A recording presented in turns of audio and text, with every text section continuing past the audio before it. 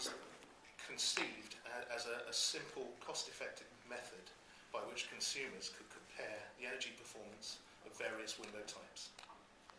And the labels are very much as we're used to seeing on white goods in Comet or Currys or whatever. The EU energy label format, so you have a coloured label with a banding from A to G, as well as the actual performance figure. And it works by assessing a standard window size and a standard window format for all materials, all countries. Everyone is working to the same basic principles. That gives rise, if you like, to some misconceptions. There are a lot of the criticisms you would hear of the scheme are actually explained by common sense. You'll get a common one, well, they don't take any notice of triple vents. Well, no, of course they don't, because it applies to a finished product, not an installed product.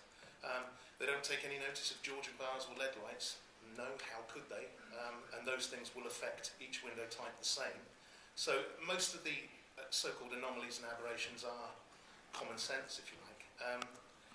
It's a simple system. It can be made to work well. And the reason we've promoted it and endorsed it and got into it is, this industry is facing a fairly serious situation. If you go by most of the available material, most of the forecasts, and I've recently gone into the new book of forecasts from D&G Consulting, which is probably the most recent piece of work, we are faced with the fact that this industry will be a third smaller at the end of this year than it was 2 years ago. We are in a situation where 81% saturation now exists on first-time replacements, and what's left, 11% of those are listed. So there's a very tiny first-time replacement industry to go at now. So we need to stimulate replacements. And we have a problem there in that 3/4 of the replacement windows out there are less than 15 years old. So if we're going to go to the consumers to whom we said at one point, you only fit double glazing once, and say to them, no, actually, if I'm going to have a career and my son's going to have a career, you need to fit them 3 or 4 times, but we'll give you good reasons. We've got to give them good reasons.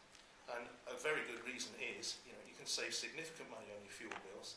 Again, against the background of rising energy costs, that they've endured significant increases in the last couple of years, and you can feel good about yourselves. You can do your bit for the planet as well. And my friend, the polar bear, might just be with us a bit longer.